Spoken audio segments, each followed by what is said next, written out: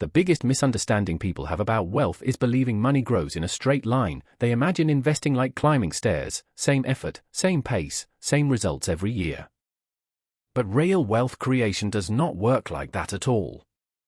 It works more like a snowball rolling down a mountain, and if you do not understand that concept, it becomes almost impossible to stay patient long enough for compounding to actually change your life.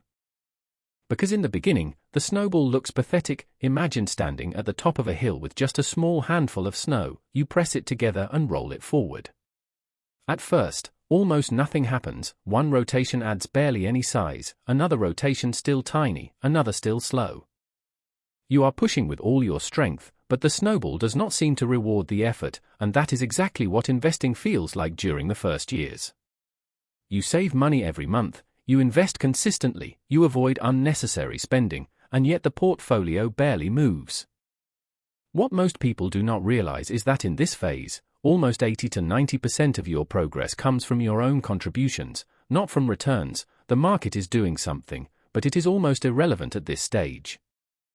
That is why the beginning feels emotionally brutal. You are sacrificing today for a future that still feels invisible. And this is the stage where most people give up, not because the strategy failed, but because they mistake the slow beginning for permanent reality. What they do not realize is that the snowball is changing even when the progress feels invisible. Every rotation slightly increases its surface area, and surface area changes everything.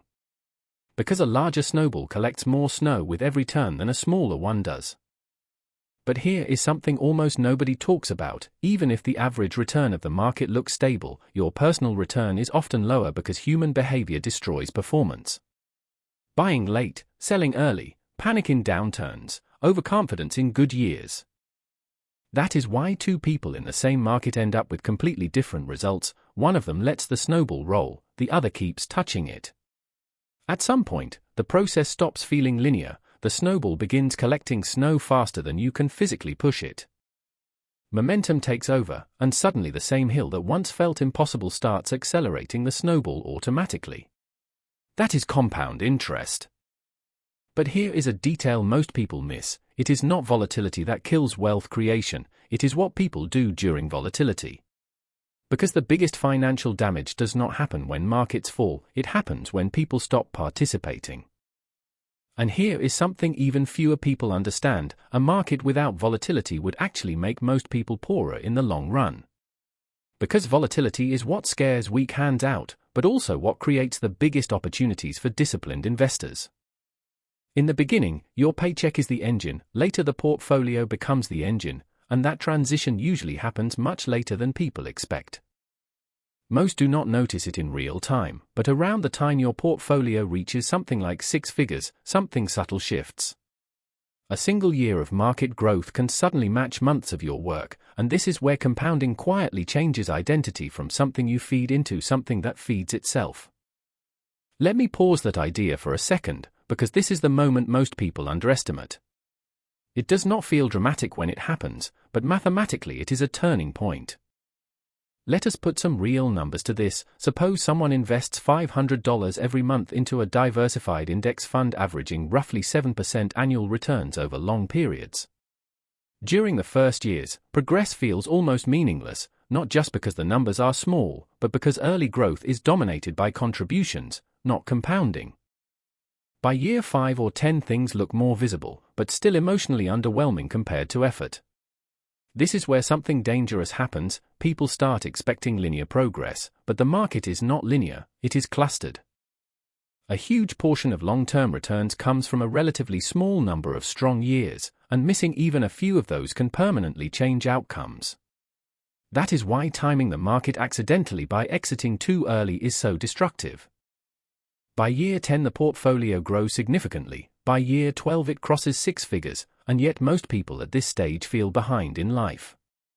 Because they are comparing their slow invisible compounding process to someone else's visible consumption: new cars, better apartments, constant upgrades. What they do not see is that wealth and lifestyle diverge silently for years before they visibly separate, and by the time the difference becomes obvious, the gap is already massive. And here is where exponential growth begins separating itself from linear thinking. Most people assume if the first 100,000 took 12 years, the next one will take the same. But compounding does not work that way, because as the snowball grows, market gains start competing with your income. And eventually your money starts doing something strange. It earns more in 1 year than you used to save in several. That is the moment where effort stops being the main driver and time takes over. But this only works if the snowball is never interrupted, because compounding is extremely sensitive to pauses. A few years out of the market, one big withdrawal, or repeated stopping and restarting does not just delay growth, it permanently changes the trajectory. And this is where most people misunderstand risk. The biggest risk is not the market going down, it is your behavior during downturns. Let us look at two people, both start investing at 25, same income, same strategy. The first stays consistent for 30 years, even during crashes, even during doubt, even when progress feels meaningless. The second pauses twice, once for lifestyle spending, once during a downturn. Same market, same opportunity, but by retirement age the difference is not small, it is life-defining. And here is the uncomfortable truth: it was not intelligence that separated them, it was not income, it was not timing, it was simply whether the snowball was allowed to keep moving. Most people think wealth is built through decisions, but in reality it is built through non-decisions repeated over decades: not selling, not stopping, not upgrading too early, not reacting emotionally. And maybe the most important idea of all is this: compounding does not reward intensity, it rewards duration. Not how hard you push the snowball, but how long you allow it to roll. At first it feels slow, then it feels steady, eventually it feels unstoppable. But that final stage only exists because of everything that came before it, especially the invisible years nobody talks about.